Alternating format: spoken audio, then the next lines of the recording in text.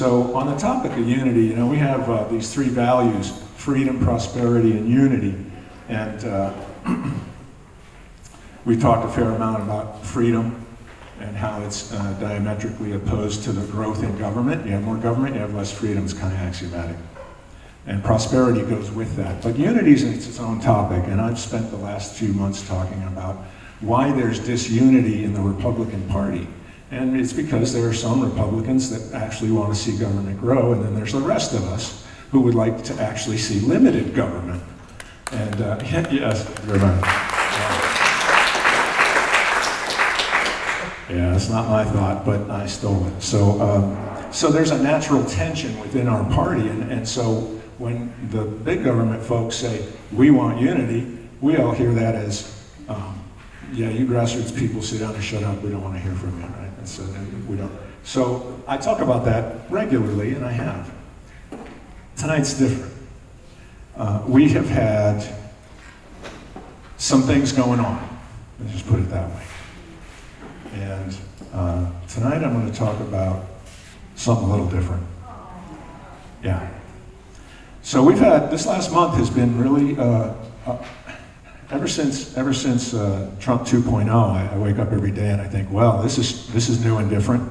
But this last month has really been new and different. And you know, the young lady here, I'm sure you all know, Irina Zarutska, she's lived in Charlotte and was murdered on the light rail, and the video of it went viral. Now, she was murdered by a guy, as you all probably know this, right? But I'll just review the facts.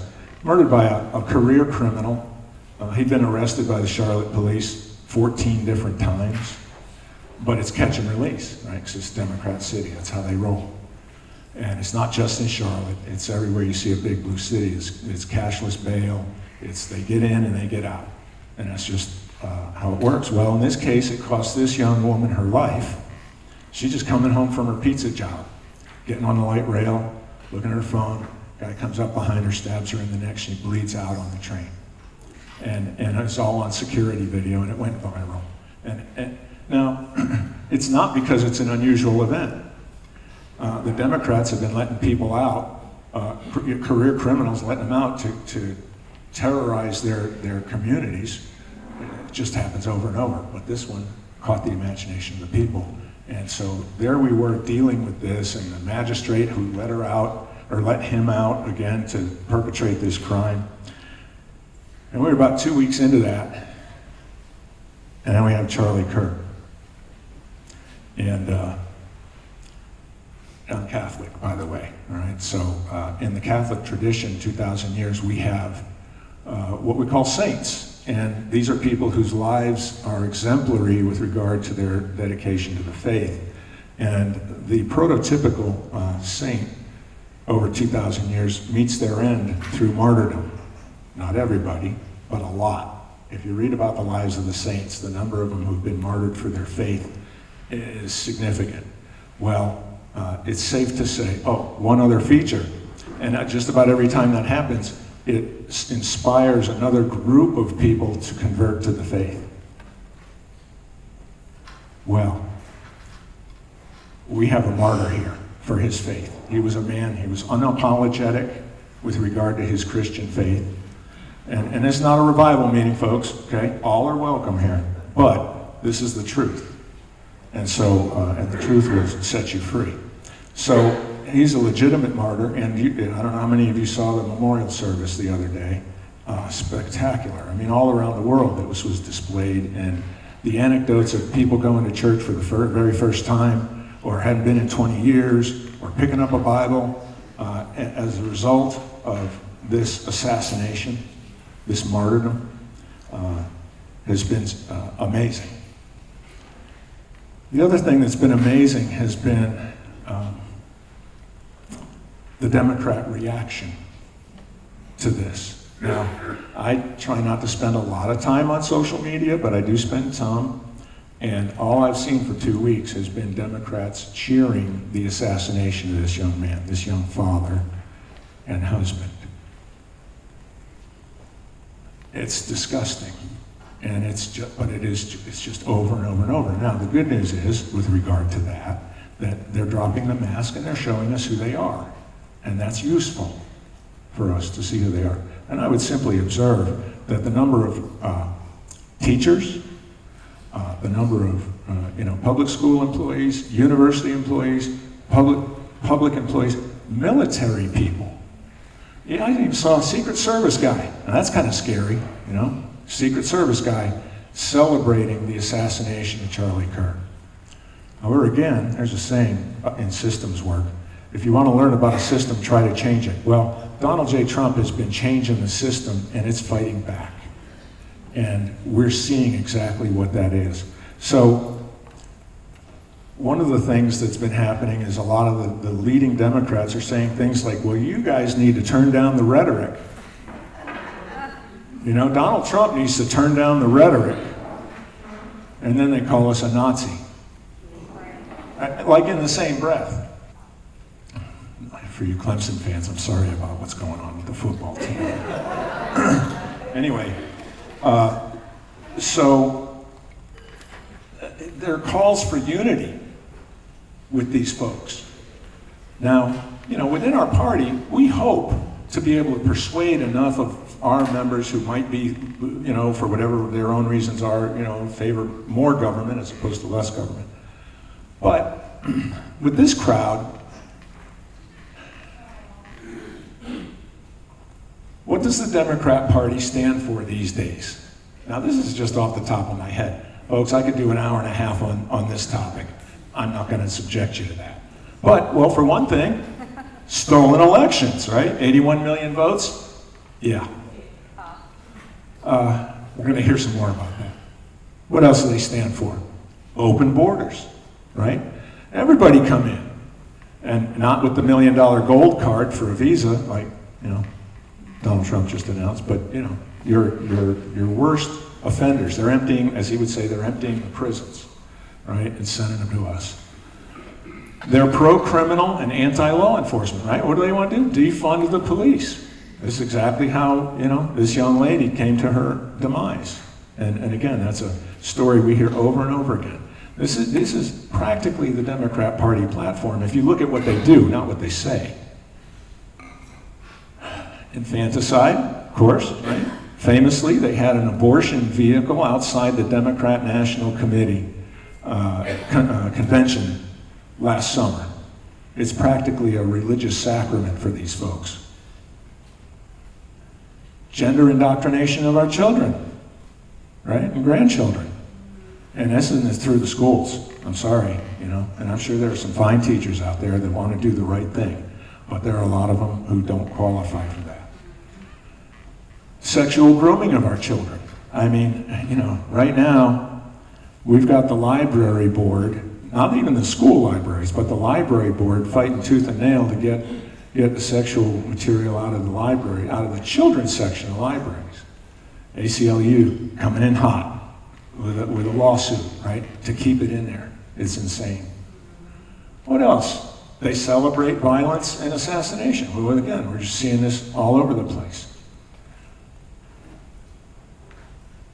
And if they don't get their way, what do? They riot in the street, or they attack the ICE. Just what? Yesterday we had another shooting at the Dallas ICE facility.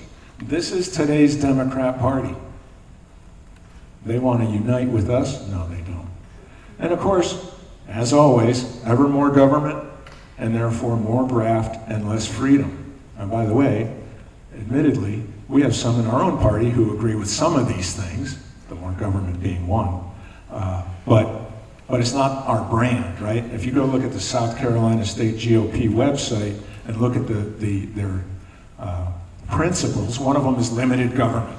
Okay, so at least they got the principle right. All right.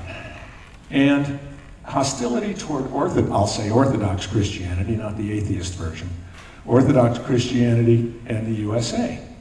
And I've puzzled about this for a long time.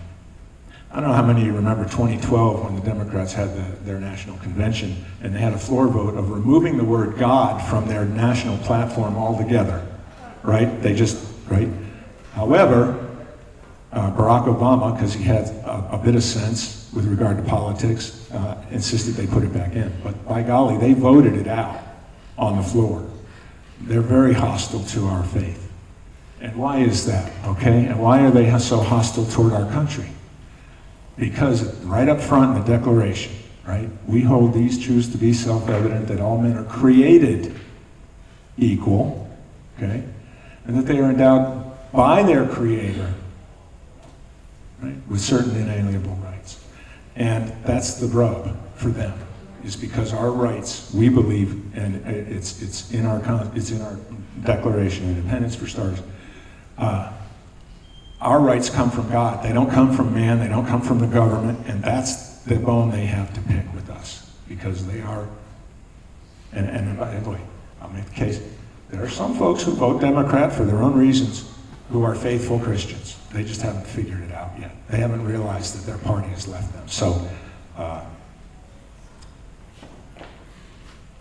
sorry to be such a downer, but this is something I've had to talk about. We cannot unite with these people. That's the deal. If they want to come to our side, if they want to, you don't have to be a believer to believe that smaller government is a good thing. Ayn Rand, who wrote Fountainhead and Atlas Shrugged, was a hardcore atheist. But by golly, she grew up under communism, and she knew that freedom is better. So it's not essential, but it sure helps. So those are a few comments I wanted to make about things that are going on right now, and unity with those folks. One of the things that we have in South Carolina, as we all know, we've heard a lot about it, Larry talked about it a lot, is we have open primaries, which means that the folks that I just described that believe in all that stuff get to help choose our candidates, our Republican candidates in our primaries. And the legislature doesn't want to fix it. The Republican-dominated legislature doesn't want to fix it. Well, what's that tell you? It tells me they like it that way, right? Because they can count on bigger government votes with those guys, even if they're in the cloak of a Republican. We have a lot of that, right? So we did a poll a few months ago, Laura, where we asked our entire membership, what's the most important topic? And elections, whether it's open primaries or election integrity, came back the number one. So this is definitely, we're on point here tonight, right? And here's the other thing. We're going to talk about election machines, and I just marvel at this fact. If you look at this is in our state constitution, okay? Everybody now, right? It's Article 2, Section 1, all elections by the people shall be secret ballot. Okay, but the ballots shall not be counted in secret. Now, if you voted any time in the last 20 years, it prints out your ballot for you and you go stick it in a box. And at the end of the night, there's a count. If I have yet to have anybody explain to me how that is not counting in secret. This is our state constitution. I don't understand how that's constitutional. I'll just share that with you. Now, that said, first I'm going to introduce Erik Corcaran. He's with Businesses for Liberty, and he's going to talk for a couple of minutes about his organization and what they're doing. He's come all the way from Somerville, so all y'all give him a hand. Hello, patriots. I love saying that word, patriots, right? It's an active word. It's people who love their country enough, like Charlie, to speak out. I know many of you don't know my story. I came through 18 years of legal immigration from Ireland, and I'm so proud I live in the greatest country on earth, the United States of America. And every single day we wake up with a decision. Will we continue to live like Benjamin Franklin, having a republic if we can keep it? And Charlie lived that every single day. I have been going to vigil after vigil after vigil. I've been to 5 across South Carolina to honor Charlie, because this was a man who lived his faith and he lived for liberty. And everyone in this room can agree with that. We stand for our liberty. We stand for this great country. We are living right now in a moment in American history. We don't have to go back and read about it. It's happening right now. This country changed after September 10th. I believe that 100%. And people of all ages have to look inside their heart and say, am I going to be the next Charlie? Doesn't have to mean going to college campuses. In your place of work, in your church, here at the GOP. Will you be that unapologetic, yes, confident, smile on your face, lover of freedom and liberty? I run businesses for liberty. I've been doing it for 4 years.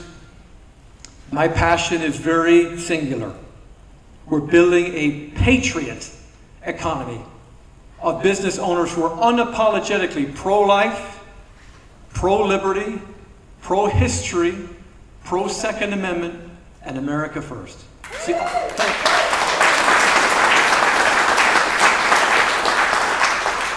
and we don't apologize for any of those. And I can tell you this, you might say, why those 5? Well, you can't really have a First Amendment without the Second Amendment. You can't really have a country without liberty. We have to learn from our history. I put my life on the line in front of Antifa and BLM in 2020, saying, I'm not even from this country. I'm from Ireland, but this is my adopted homeland, and you're not going to vandalize this history. All of it makes us who we are. I said to one BLM protester who got my face, I said, look, have you had bad memories? He said, yeah, of course I have. I said, okay. Have you had good ones? Sure. Did you learn more from the good than the bad? Yes, I did. Well, in the same way our country, we have to look back at those statues, at those monuments, and look how far we've come. You know, in Ireland, where I'm from, the capital of Dublin isn't even an Irish name. Did you know that? The Viking name. Did they rename that and change all the big buildings? No, we beat the British, by the way. We got our freedom. Sorry, I had to have fun with the British. That's why I watch The Patriot every July 4th. You should all do that, by the way. But I will say this, we're building an economy of patriots because we can. While we still can. Why are we shopping from corporations that don't believe in any of those pillars? I'll tell you why, it's convenience. So easy, isn't it? Go to the Starbucks, the Amazons, the Walmarts, and I'm not really an anti-guy, I'm a pro guy. So why not get behind our veterans, law enforcement like Paul Arini over there, one of our members in real estate. When you pull out your wallet, you're either voting for liberty or tyranny. I stood there on January 6th, I got hit with a rubber bullet in the leg and got tear gas. I was far back, by the way, I wasn't anywhere near the building, don't worry, I wasn't anywhere near the building. But I saw people holding Starbucks mugs and Burger King wrappers. I said, you're eating and drinking from tyranny while we're standing for liberty. What are you doing? And this one guy said, I never thought about it like that. Why aren't we building up our people? Why aren't we supporting these mom and pop businesses? Keeping them alive. We lost too many businesses in 2020 that make Rock Hill and York County and all these places of wonderful South Carolina, which I believe is the greatest state in the country. I love South Carolina. But here's what I want to do, coming forth from all the teenagers who've hugged me after these vigils and said, I want to be the next Charlie in my high school and my college. We're starting a thing called God Working. It's kind of a play on words with networking, where we meet in parks across South Carolina. And we bring everybody of all ages and we say, how is God working in your life? And how can we help each other? We all have problems in this room. Financial problems, personal problems. Wouldn't it be much better if we looked each other in the eye and said, how are you doing? Are you all right? Genuinely. Not in a formal, say, look, I'm a pastor's son and I've seen the Sunday morning formal. I'm not talking about that. I'm talking about Monday as real as Sunday. So we're going to be doing that all across the state, and thank you for what you said, because we've had a lot of hurting in this country, and there have been some people who won't even acknowledge what has happened. We've seen that in churches, we've seen that in Republican groups. They want to kind of move on. We don't move on. We move with Charlie's spirit, and we come closer as a country. That's how we come closer as a country. Anyway, thank you all. I'd love to talk to you afterwards about businesses for liberty and God working. It's a great honor to be here. Thank you. Okay, wow. Next up, our main guests. We have a lot to talk about with regard to election integrity. And Laura Scharr has been in the middle of it for years. So, South Carolina Safe Elections. Laura?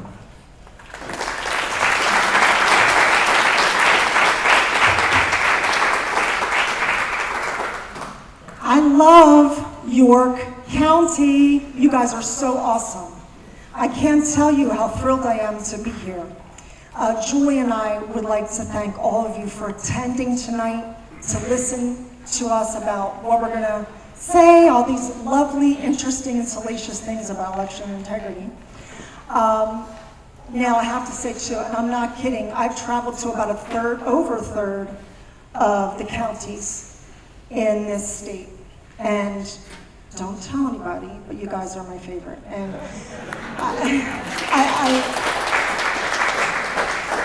on behalf of South Carolina Safe Elections, I really want to say how much we appreciate your support of us during the Cast Vote Record lawsuit.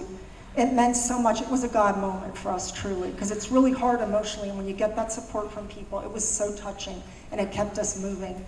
I want to also acknowledge there's a lot of people in here from our group tonight, so I'd like them all, if you're part of the team, if you've helped out in whatever way, please stand up. Even if you donated to our Cast Vote Record lawsuit, please stand up now and be acknowledged. We have some amazing people in this room. So I also want you to know that if you want to get more engaged, here's our website. Kevin here helps us out with our website. We love Kevin. And there's some quick links there to get onto our Substack newsletter and also our Telegram channel. There's going to be a lot happening with regard to elections over the next few months. So if you want to stay in touch, if you want to know what's going on, please sign up for our Telegram channel or Substack newsletter. Follow me on X, and we've also got a Rumble channel there. So please, please do. Now, I just want to give you a lay of the land, and then I'm going to announce Julie. Essentially, I want to share my favorite Bible quote. And it's Romans 12:2. Do not conform to the pattern of this world, but be transformed by the renewing of your mind. And that's what we do at South Carolina Safe Elections. We educate people about elections, and I would say almost everybody in the group is Christian. But this is really, it's not just a battle about elections, y'all, right? This is a spiritual battle. And so it's so important for us to remember that and to fight with the armor of God. And so what are we going to do today? Very briefly, and then I'll kick it over to Julie. Julie is, by the way, a cybersecurity expert par excellence. She has over 3 decades of experience in cybersecurity. And she joined our group about 2 years ago and has just been a phenomenal addition, very helpful.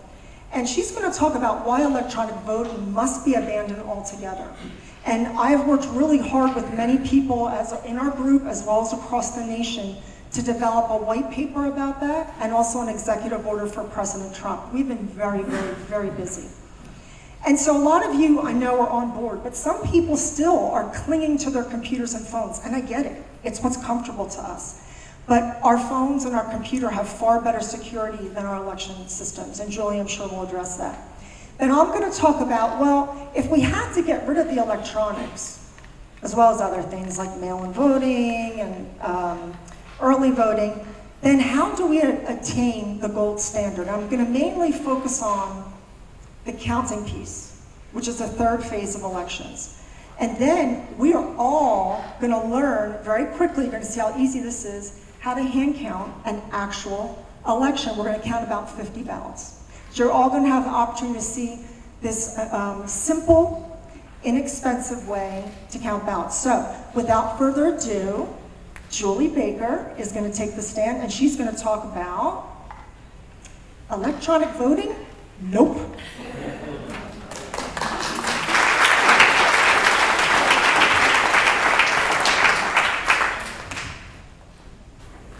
So, just as Laura said, I am a cybersecurity expert. I have worked in cyber for about 30 years. I've worked on Wall Street for some of the biggest banks, including Citigroup, TD Bank, Deutsche Bank. I even worked in Israel for about 4 years, setting up a cybersecurity innovation center. I'm a retired chief information security officer, Congressional District 3 GOP chairwoman, RNC delegate, Clemson precinct president, and the Pickens County State delegate, at least I would be if we actually had any.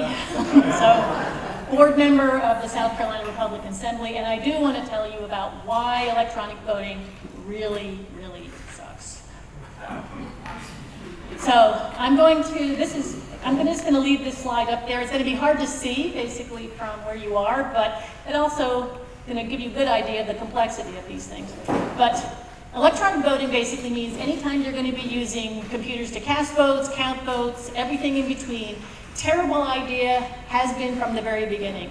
And the picture you see up there on the screen is the current ES&S voting system in South Carolina. It is version 6.3.0.0, and I'm just using this as a backdrop so you can see, get a clearer picture of why this is a problem, because the first issue is complexity. As you can see, that is a very complex system. We say in cybersecurity that complexity is the enemy of security. The more complex a system is, the harder it is to secure. The voting systems of today, basically, are all extremely complicated, and you can have a lot of moving parts, and every single part is a potential attack vector. Also contributing to the complexity is about 3 to 4 million lines of code just to count votes. That's kind of a head scratcher to me. 3 to 4 million lines just to count votes. Anybody in IT or IS will look at that number and say, that's just insane. It's not possible for a person to assess really or analyze that many lines of code. AI can do it, but do I really want to put the box in charge of the hen house and have another big, giant black box evaluating another big, giant, complex black box? I don't think so. It's almost as if they're deliberately complicating things so that they don't have to assess them or have an excuse for not doing it. There's also the tendency towards centralization. Every move towards centralization in voting, basically, is by definition less local control. It means that we, the people, have less control over our own voting. And we have seen over time, especially during the Biden administration, the risks from federal involvement in our elections. You have CISA, the Federal Cybersecurity Infrastructure Security Agency, that was weaponized basically against us. You have the EI-ISACs, which are the government business consortiums for sharing information, which were also used, basically federally run, and basically used to surveil us. You have the EAC, the Election Assistance Commission, the federal oversight body. You have the federal testing program for the current voting system, the federal laws like HAVA, not to mention the Center for Internet Security, which manages the Albert sensors, the Security Operations Center, and gets federal funding, and the list goes on. But President Trump, we know, is working on fixing this, but this happens at the state level also. South Carolina has fully centralized voting systems, controlled from Columbia. Can central control ever be considered a good thing when it comes to voting? And then there's the problem of an almost entirely outsourced election process. Our current voting systems are controlled by third parties, some of which are not even U.S. companies. ES&S, Dominion, Harding Pacific, they're all private equity owned. This means we have no visibility into their investors, their security posture, or anything really. And these third parties use other third parties, like Dominion using Serbian developers.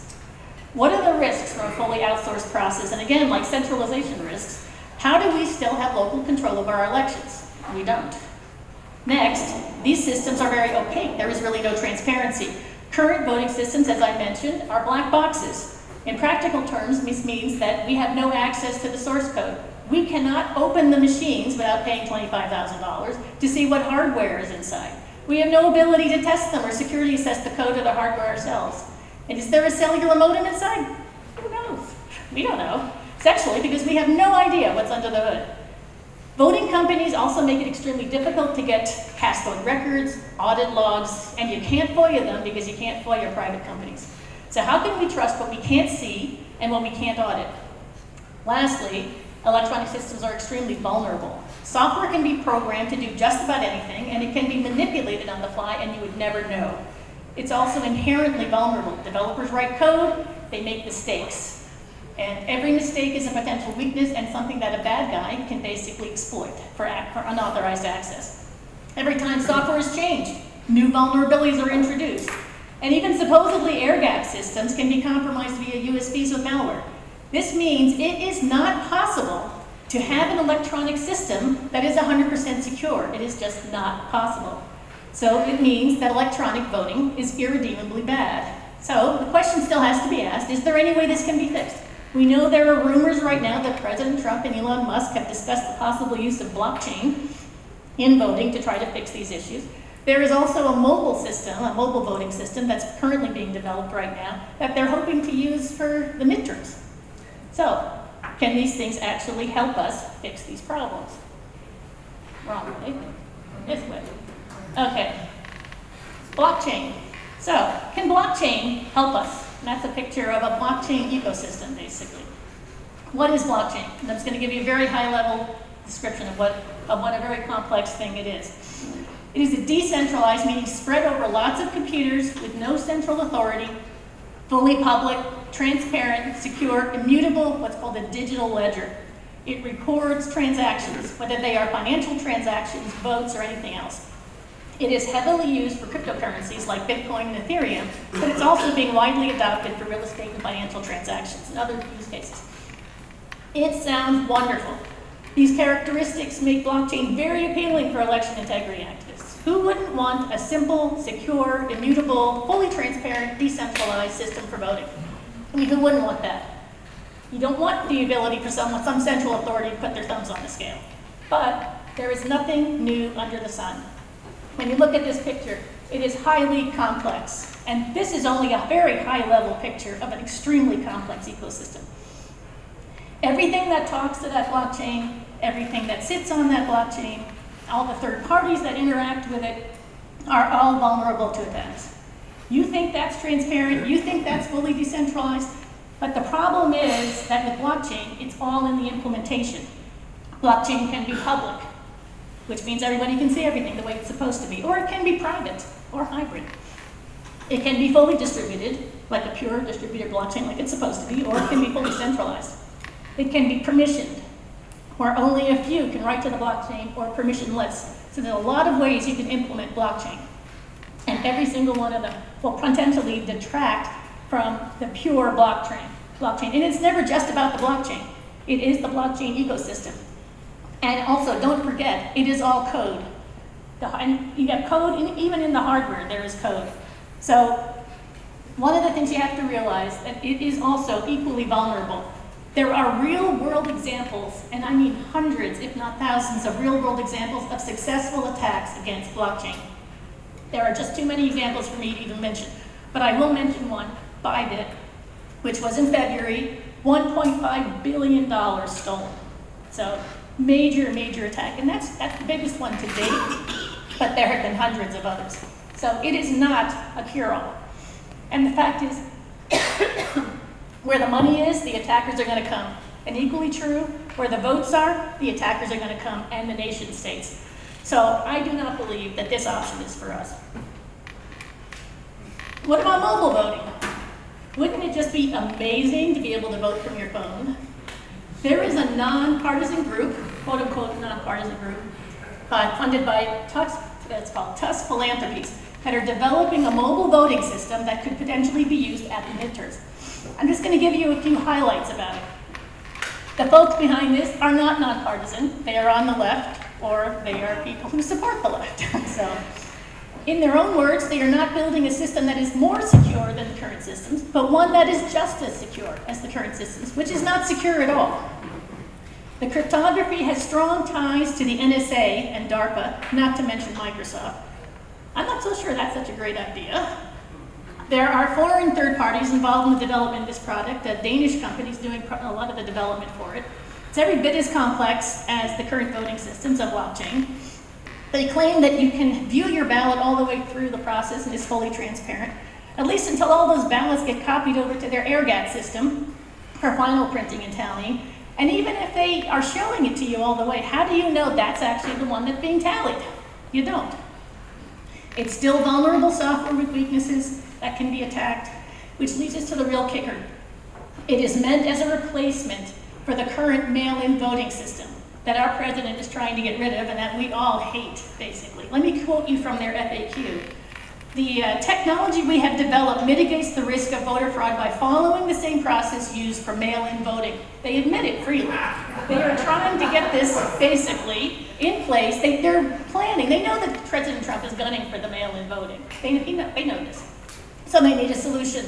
They need some kind of alternative that they can use to replace the mail-in voting. You know, do you think that we have problems with fraud in the current mail-in voting system, in the voting process? If you think no, well, then everything's fine. You'll be great with voting from your phone. If the answer is yes, then do you really want an electronic version of mail-in voting? It is basically a recipe for fraud at scale. So electronic voting, that's my answer. Nope, can't do it. Electronic voting, whether it's bad news, no matter how you look at it. You have the complexity problems, it's just so much attack surface. We have the tendency towards centralization. When Romania did their elections using blockchain in 2020 and 2024, they opted to use the EU's centrally controlled blockchain. Do we actually think in any universe that nation states will opt to use a fully transparent, truly immutable, decentralized blockchain or any system like that for voting, one that they can't put their thumb on the scale and they can't control? You think that's likely? No. We have the lack of transparency, the black box risks. We have the third party and outsourcing risks, the foreigners involved in our elections issues. And lastly, obviously, the huge issues of software vulnerability.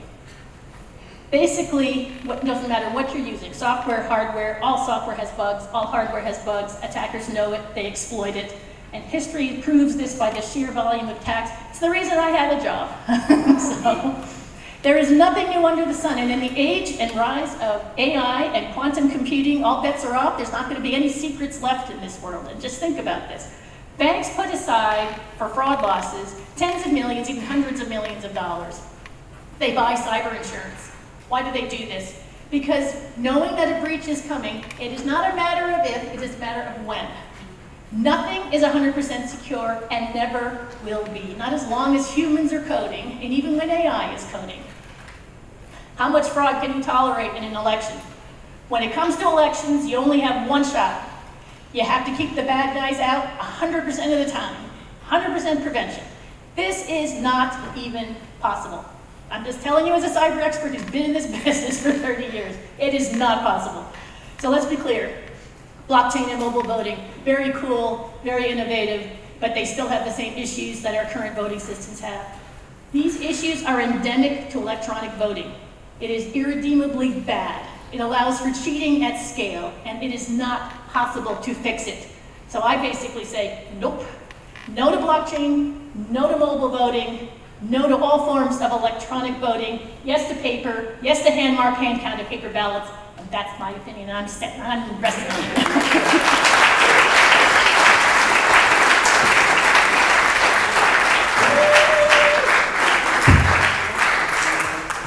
I love Julie because she makes my job easy, because when I get the hard questions about blockchain, I'm like, huh? And she's here to go, oh, let me explain that. It's so neat. So if we can't go to electronic voting, what do we do? Well, it's interesting, just this month, Rasmussen, who does incredible work on the election space, right? Not many people can poll it as well as they do. They did this survey early this month, and we found that nearly 2/3 of likely voters think that their votes are being manipulated online. They think that the electronic voting is being manipulated online, which means that we are doing a really good job of educating people. Our education has worked.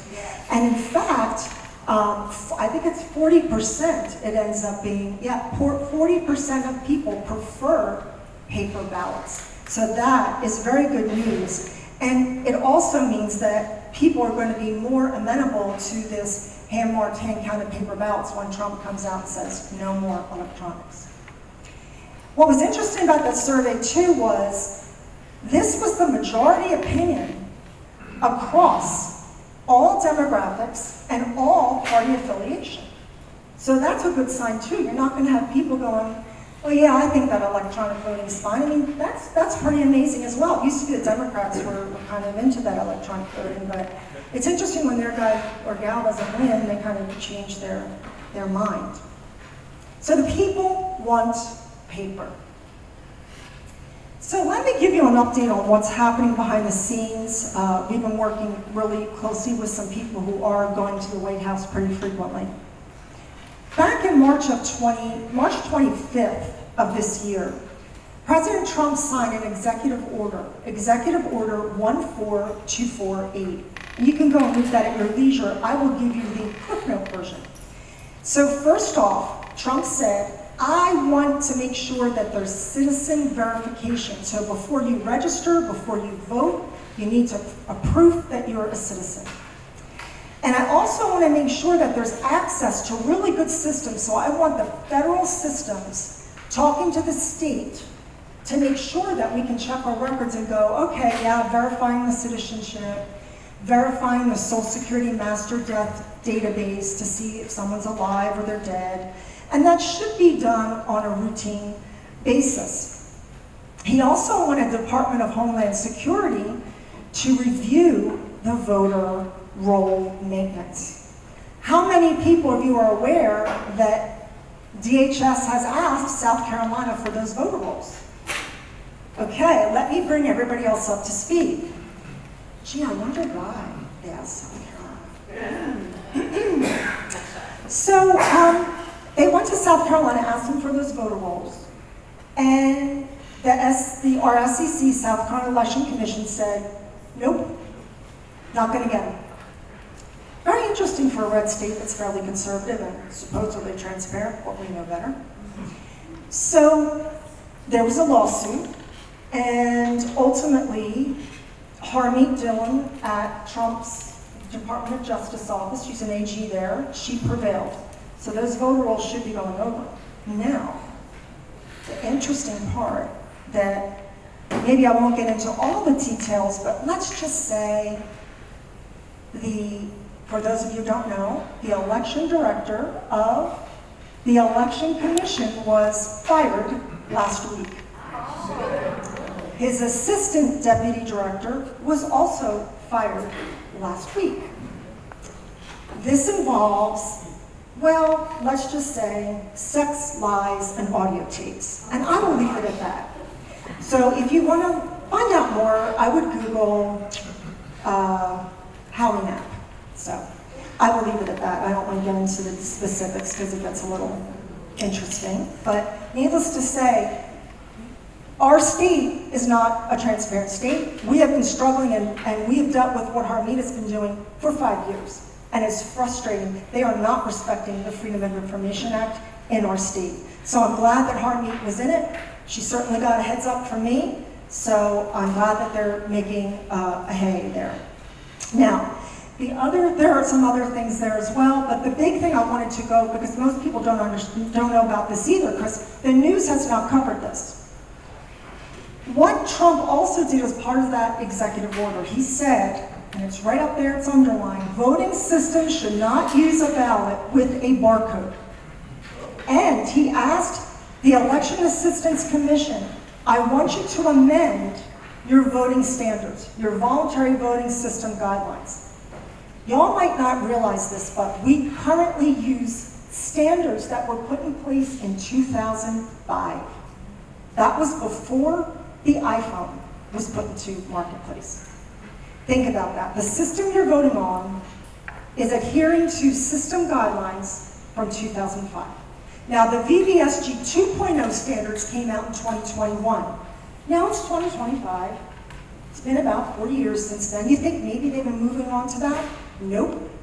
There's not one system, not one Dominion or ES&S election system in this nation that is certified to those standards. So Trump said, enough. Not only do I want you to adhere to the 2.0 standards, I want you to upgrade those 2.0 standards for 21, and I want everything recertified in 180 days, and if you're not, everything else that's not recertified, you can rescind those certifications.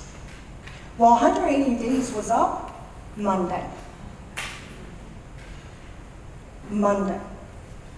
Okay? Do you think that anybody did anything about that? Nope. Haven't heard much about that, but I think it's coming.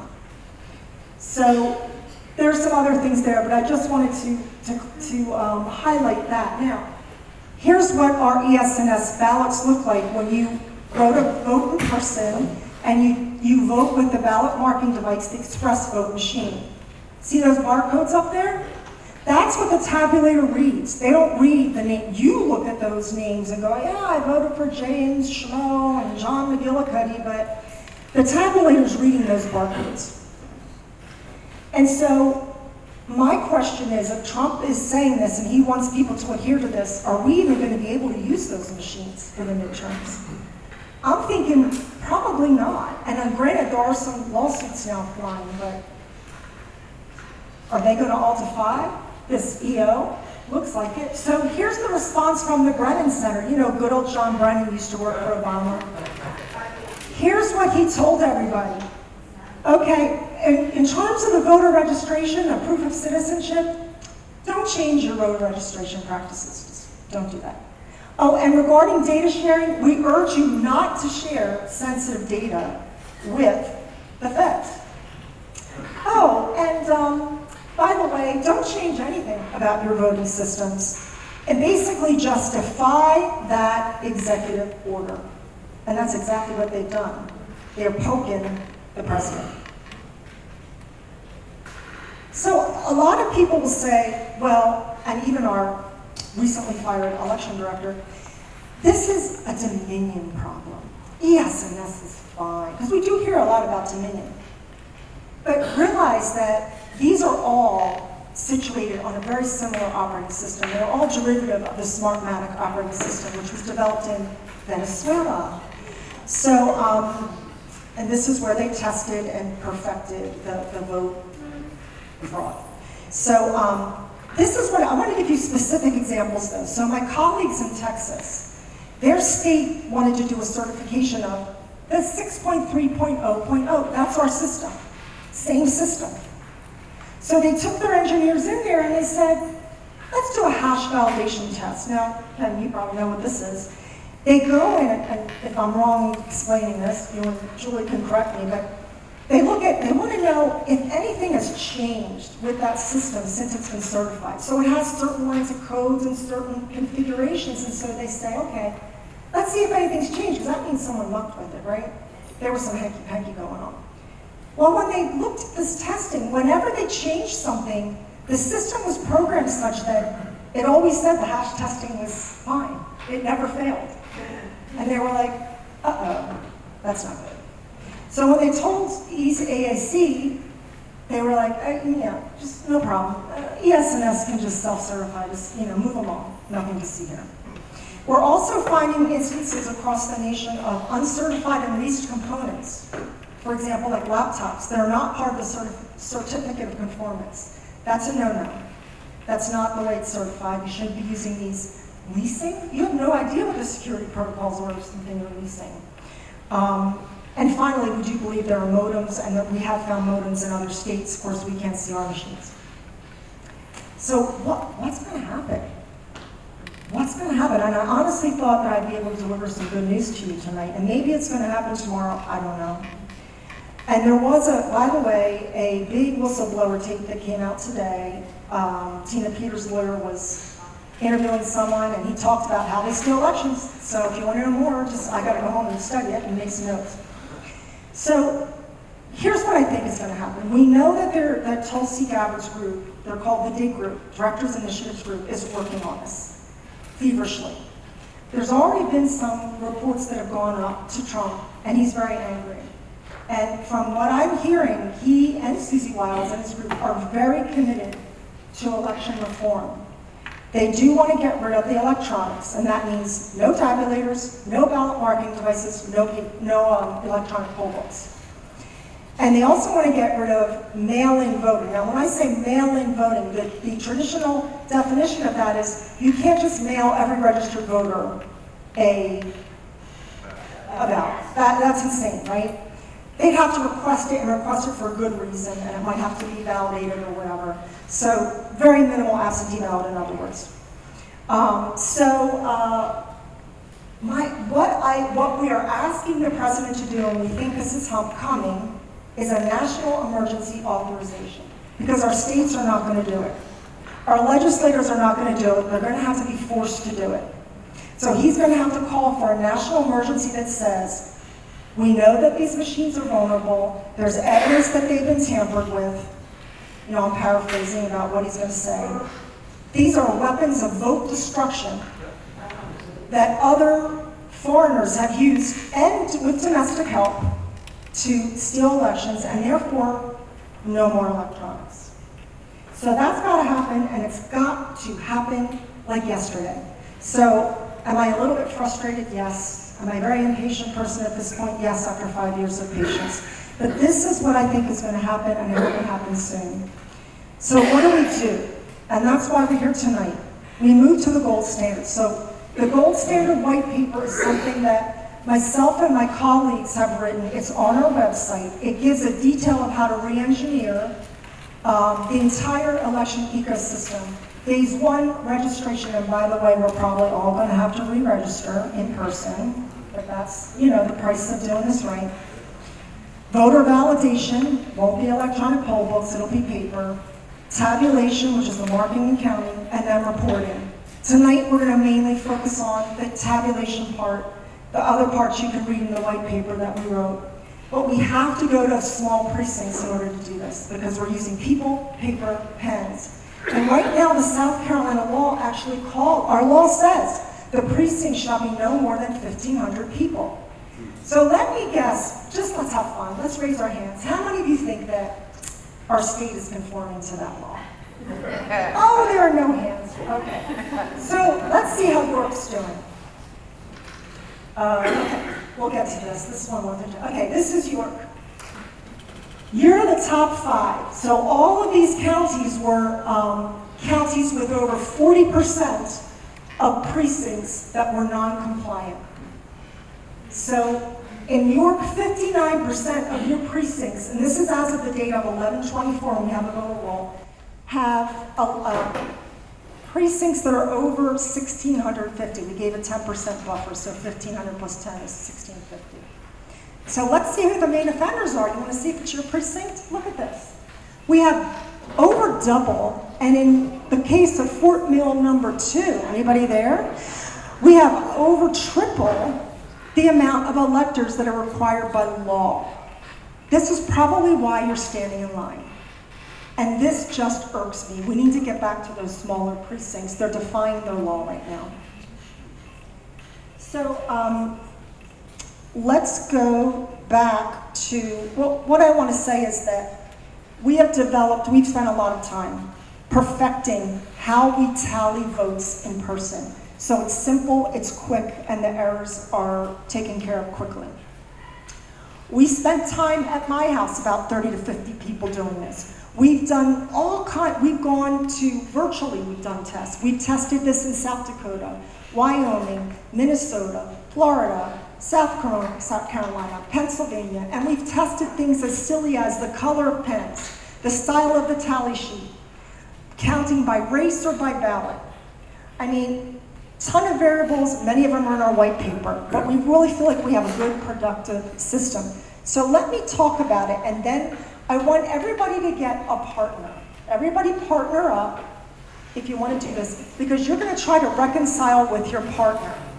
You all have a tally sheet, and I want you all to get a red pen and a blue pen, okay? So you're going to get a blue pen, you're in the cup. Now, please don't take the pens. I need them for my future things.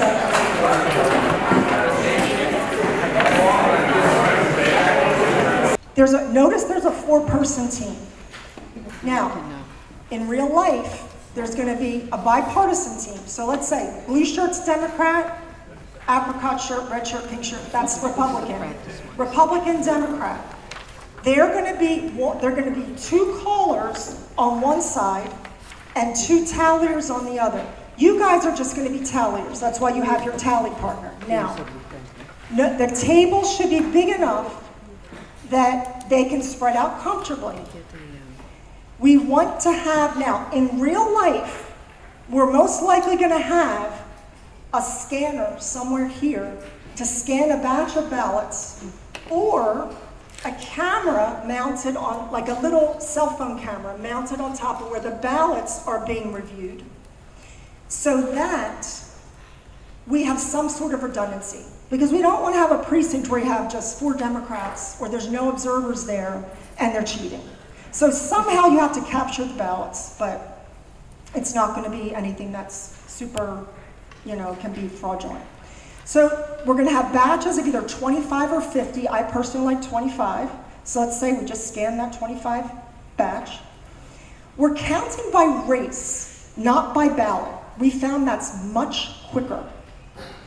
We want comfortable chairs for these people. We want, if we have multiple chairs in a precinct, they're going to be slightly separated so we're not, yelling a name and they're getting confused, or they're counting a different race so they're not confused. Now, you might look at your tally sheet and notice that the tally sheet has more like columns as opposed to rows that go left to right. Why? That minimizes your eye and your hand movements. So it makes it less strain on the person and it's a bit more productive. Let me see, we always start with the blue pen, then for the first 25, then we switch to the red pen. So, like for example here, counting is done 1 race at a time. 2 poll workers review the ballots on one side of the table. You have 1 caller and 1 person just making sure what they're calling is correct. They take turns counting the race. Then the other 2 workers on the other side tally the votes as they're called. You count in batches of 25, switching pens between each batch, blue to red. Now, if you don't reconcile, the first time you do it, you're just putting a slash this way. You can see that at the bottom of your tally sheet. It gives you a little guide there. Do the slash for the first count. Now, somebody in this room, I'm sure, is not going to reconcile, right? Some partners here are not. If that's the case, I'm going to call it again, and then you're going to do an X. You're going to make a slash the other way. If you have to call it again, you're going to fill it in that block completely. Very rarely do we get a problem where you have to count more than 3 times. And if you do, it's probably you're tired or someone needs to switch. So it's pretty darn simple. And once, now you're also going to notice that I'm going to count the ballots first, and we're going to do it with training wheels. So I'm going to count the first 5 ballots. We're all going to see how we do with 5 ballots. Then I'm going to count the next 10. And then I'm going to do the next 10. So that's going to be the first 25. But then I'm going to switch to these guys. They're going to count. And you guys can count along. You're going to be able to hear one of our callers. And we're going to do a full 25. If for some reason when I'm counting out you do not reconcile, we're going to count again and see how you do. So, and we might just do that with 1 or 2 people, so hopefully we won't do a lot. So, is everybody ready? Now, the race that you're counting, it is Janet Protasiewicz versus Daniel Kelly. That's a Supreme Court race. This is a real race. And notice that you also on your tally sheet, you have an undervote, a write-in, and an overvote. Now, an undervote is when they don't vote for something. An overvote is when they vote for more than they should. Like if you were voting for president, you put down Biden and Trump, you throw out that vote. Like you can't figure that out. And a write-in is a write-in. So, I don't think we have any of those, so I just want to make it clear that we do take that into account in the tally sheet. Now, in this case, for Janet and Daniel, they're the people running. I'm going to call Janet versus Daniel. Okay? Pretty simple. So, is everybody ready? We're going to do 5 ballots. Let's see if you all reconcile. Okay. 1, 2, 3. Janet. Daniel. Janet. Janet. Daniel. Okay, and that should be the 5, right? Okay, so what does everybody have?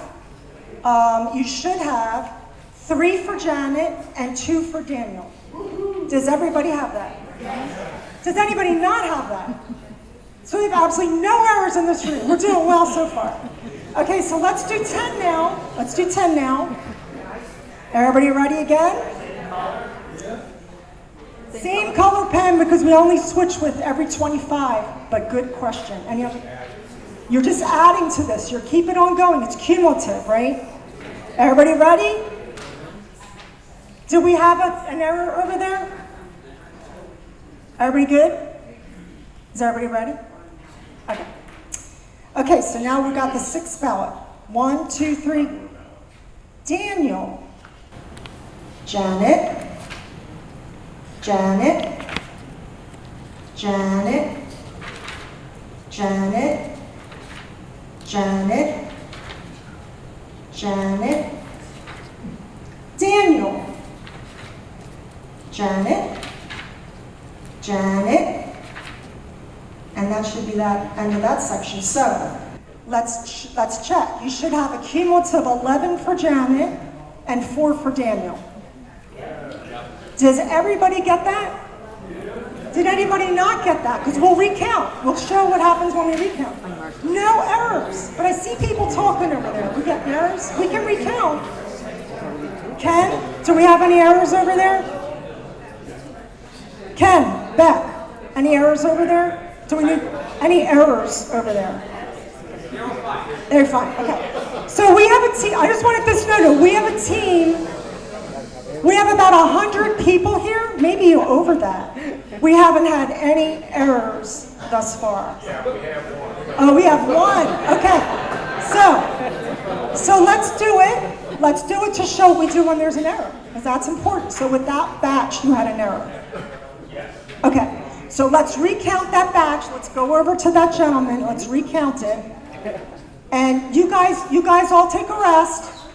We're going to recount for this guy so we can show what happens when there's an error. We only have one error in a whole room of 100. Okay, so if you can be quiet. You ready? Now you're going to make an X. No, I'm just going to start from 6. You all do nothing. Nobody else does anything. We're just doing it for these guys because they didn't get it right.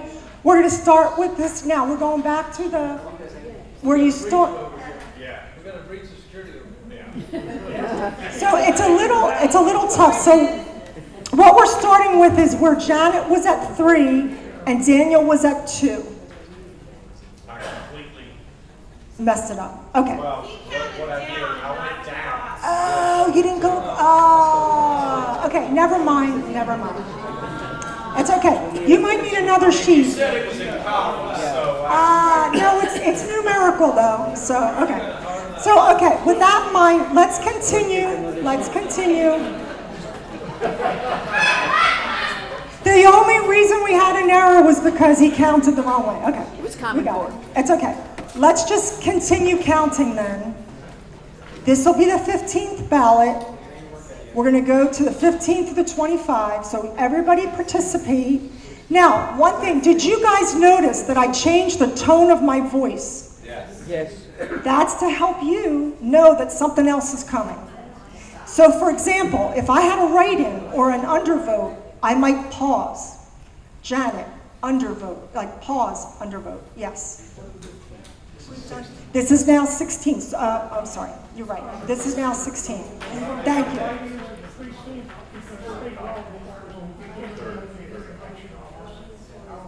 What's that?